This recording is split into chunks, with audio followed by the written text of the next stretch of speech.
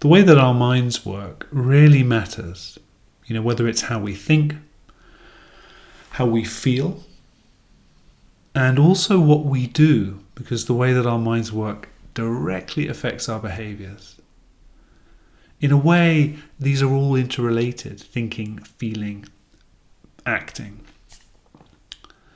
And so what's going on really matters. It has a huge impact on our well-being, whether we're caught in rumination or not, whether anxiety is something we're really tangled up in, or depression, a tendency to be really busy, to be rushing around, to be impatient, an inability to be able to pay attention well, to connect with the people in our lives. All of these things involve how our minds work. And so that has a real impact on our personal well-being and on our collective well-being, because of course we're all connected. So how you are affects your family and your workplace and society. And so how our minds work really matters. And as we become aware of this, the natural tendency we have is, right, how do we sort this out? To see this as a kind of problem. And that's understandable.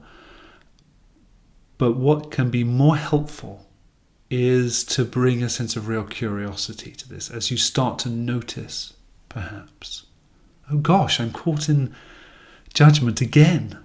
Judging myself, judging others. Oh gosh, here's anxiety again. Oh, here's me being impatient again, or not being able to listen well again.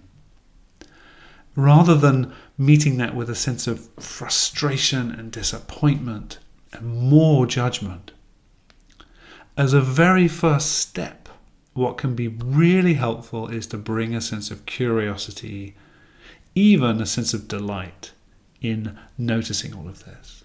And this is a hard thing to do because we sense how uncomfortable it is, how painful all of this is. And so our instinct is to want to change it.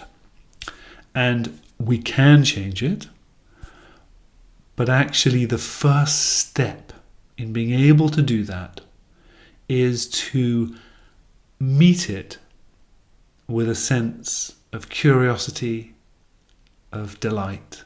It's very counterintuitive. And one simple way to begin to play with this, and I use that word purposefully because a playful approach is incredibly helpful here. One way to begin to be able to play with this is to label whatever it is you're noticing. Say it's judging. To label that with a silent note in your mind, but the tone of voice you use to be gentle. Even to have that quality of wonder or delight. Judgment. There it is again. And when you begin that, it feels a bit fake. You're kind of putting it on in a way. But as you gently do this, judgment again. Hello. There it is again. Actually, the feeling of delight begins to become genuine, because with that sense of delight is just a little bit of spaciousness. It kind of opens us up, and that begins to give us a little bit of wiggle room with all of these patterns of mind that we find so difficult. And that then opens us up into being able to make new choices.